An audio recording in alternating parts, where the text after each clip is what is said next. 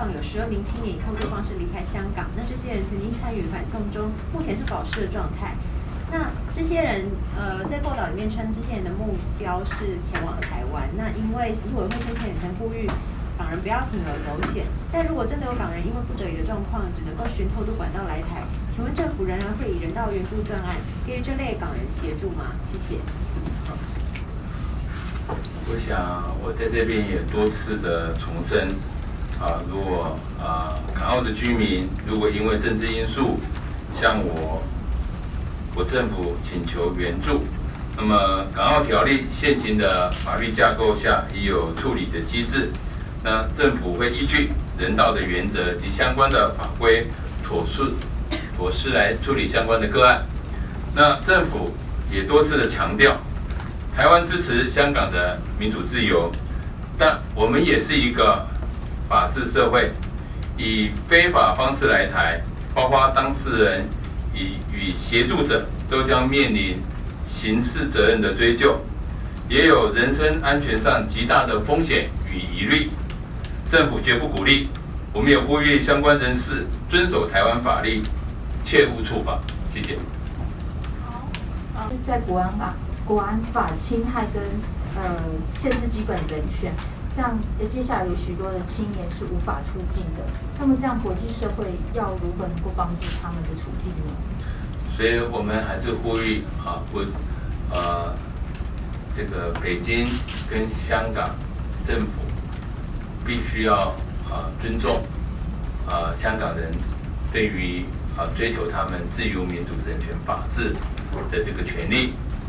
能够妥善的与这些香港人士进行坦诚的沟通，那么能够化解争议。那特别是我们在最近也看到香港警方又再次拘捕香港民主派的人士。那我想国际社会跟我们政府都表达关切，我们也呼吁相关方面应该依法保障人民的自由权利。我们要特别强调，秋后算账及拘捕打压无法解决社会矛盾，更无法获得民心认同。执政者应与香港人民诚恳对话，妥善沟通，这才是解决争议的根本之道。谢谢。我想台湾跟国际社会都同声谴责相关方面滥用恶法，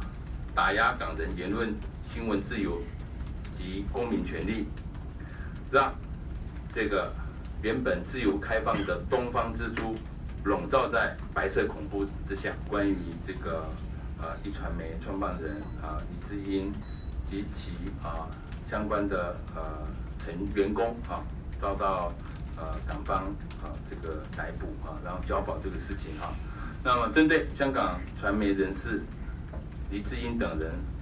涉港版国安法遭到拘捕事，我想台湾跟国际社会都同声谴责相关方面滥用恶法，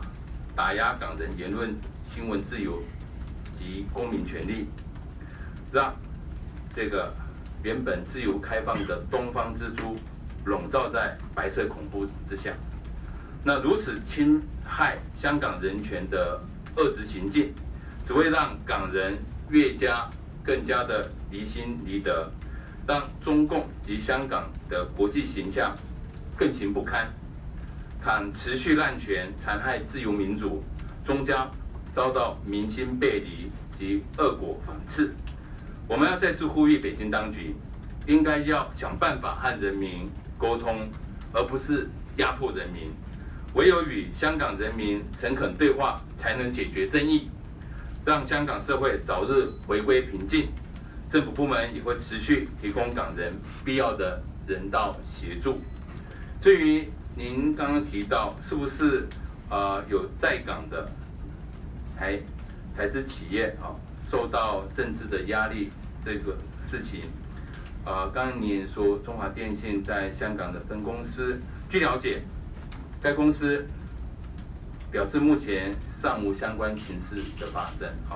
包括您刚刚讲的这个什么窃结书啦，或是要求他们提交客户资料。不过我们认为，如果我们在港的企业遭到不合理的政治限制或要求，伤害的不仅是香港的自由与法治，更会对其他在港的外商产生信心崩盘等连锁效应，恐更加的冲击香港赖以为生的国际金融中心的地位。我们希望相关方面维持在港台商的正常友善的营商环境，以及保障他们既有的权益。谢谢。